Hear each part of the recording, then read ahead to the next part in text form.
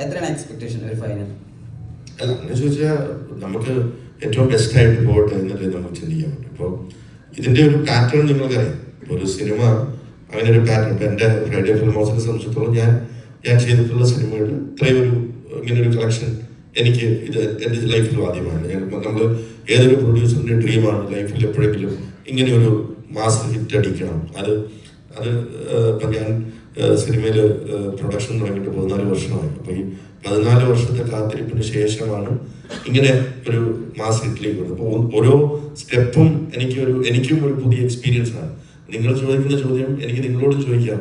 നിങ്ങൾ ഇതിനു മുമ്പ് പല ഇത് എത്ര വരാം എനിക്കും അറിയില്ല. ഞാനും പുതിയതാണ്. അപ്പം നമ്മുടെ ഒരു ഗെസ്റ്റിമേറ്റ് എന്ന് പറയുന്നത് ഓക്കെ, ആദ്യത്തെ കടമ്പ എന്ന് പറയുന്നത് ഇത് ബ്രേക്ക് ഈവൻ ആവുക എന്നുള്ളതാണ്. അപ്പം എന്നെ സംബന്ധിച്ചിടത്തോളം ഇത്രയും വലിയൊരു ഹിറ്റായി ഇത്രയും വലിയ ഗ്രോസ് വന്നിരിക്കുന്നു. My next step is okay, I have to sell the rights, break even ചെയ്യുക എന്നുള്ളത്. ഞാൻ അങ്ങനെ ഒരു ഫിഗറിലേക്ക് നോക്കിയിട്ട് അത് എത്തട്ടെ എന്ന് പറഞ്ഞിരിക്കുകയല്ല. എൻ്റെ അടുത്ത സ്റ്റെപ്പ് എന്ന് പറയുന്നത് ബ്രേക്ക് ഈവൻ ചെയ്യുക. അതിനുശേഷം നമുക്ക് എന്താണ്, അപ്പോൾ ഇതും ഞാൻ എൻജോയ് ചെയ്യാണ് എക്സ്പീരിയൻസ്. എത്രയാവട്ടെ എന്ന് ഞാനും നോക്കിക്കൊണ്ട് തന്നെ ഇരിക്കുകയാണ്. അറിയില്ല.